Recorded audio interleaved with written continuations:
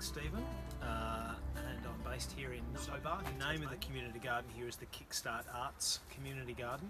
So it's run in conjunction with a group called Kickstart Arts that run a whole heap of different arts-based programs. And we have the lucky benefit of using their parcel of land for our community garden. And how long's it been here? So the garden with membership has been up and running for almost a year. David, who kind of founded this particular, the garden in this location, has been working the land for probably more like 2 years. He likes to tell the story of being a guerrilla gardener, and so his connection with the garden was actually through the Newtown High School, which is about 1 kilometre, down the hill that way. He used to come and help classes of the students on what used to be the city farm on this location, and then the management or the leadership of the school decided that they would have the same sort of garden down on their site, and pulled out, and Kickstart said, well, you can keep going and do what you like, essentially, as long as it's a community space and there's benefit for more than just yourself.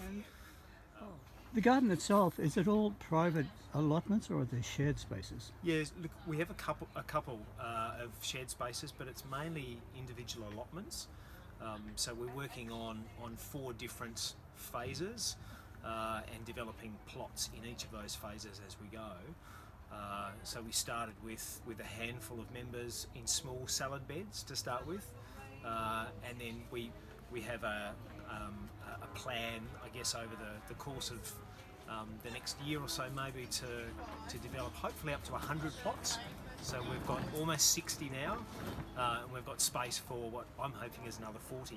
So having 40 families or couples or individuals growing in those particular plots. Do you have any policy on how it's growing? Is it all organic? Yes.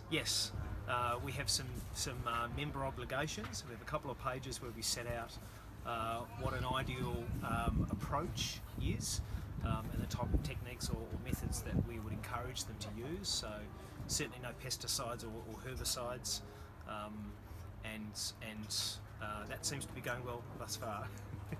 And what about how you make decisions? That's often a really tricky thing in community gardens. Yeah, absolutely. So we waited until about 8 months in before we put a call out to our members for to start a new community or a committee, I should say. So I think we had 40 members at that point. So we thought that was a good time to form a committee. Enough bums on seats and people with skills and willingness, and I think we had 5 or 6 people that put their hand up. We asked them to identify what skill or experience they'd bring to the table, so it wasn't just someone that was wanting to be, part of a meeting but not actually adding any value. And then over the course of the last couple of months, we've added 3 or 4 others that have expressed an interest in doing that. And are able to bring something really specific. So some people are involved in coordinating working bees, some are involved in member inductions, some look at grants and where we can get support and submissions and sponsorship. Others are involved in looking after the general kind of maintenance of the garden, putting hoses away, putting timber in the timber store, watering the compost if it's been a hot day, those sorts of things. And we have an online Google Drive that we use. We have sort of shared documents there that people add to, or we can have questions and conversation on there, and that seems to work really well.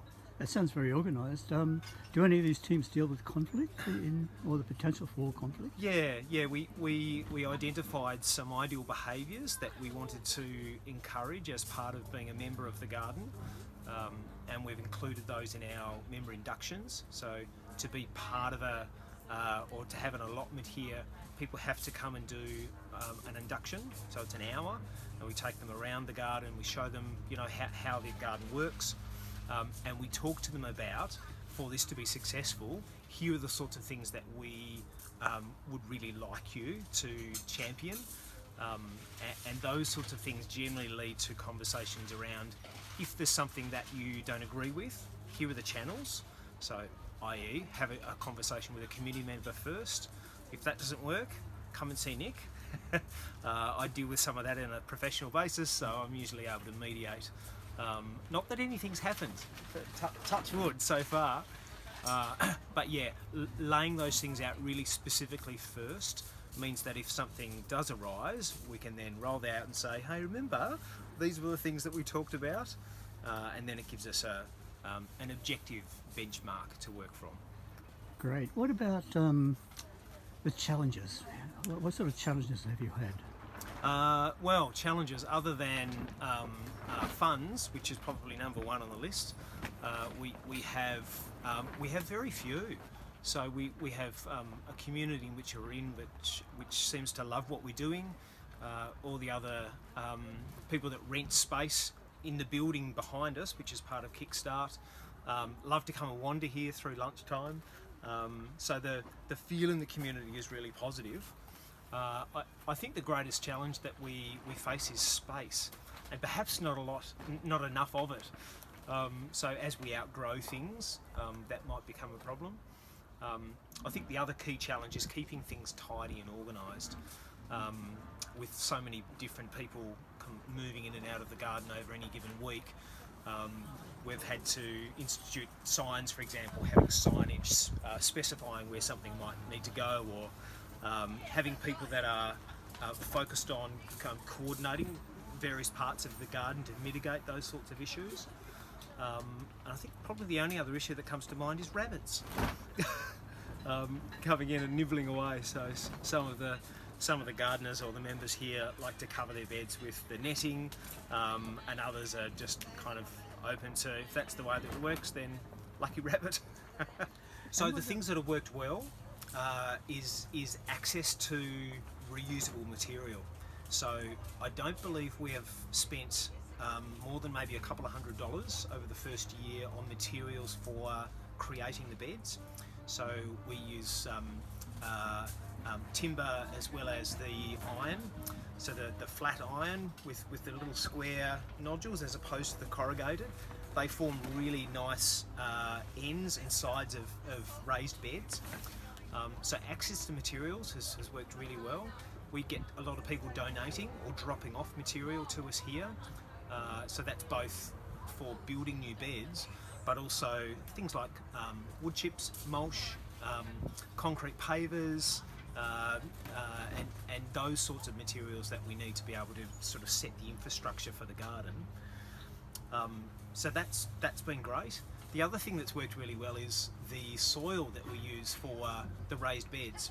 So because this used to be a city farm many years ago, the quality of the soil, although it's got lots of twitch in and around it, but the quality of the soil once you remove the twitch in the pathways has become the base for all of our raised beds. So there's been zero cost outlaid on soil, and of course David Stephens makes all the compost that we use here, many tons of it.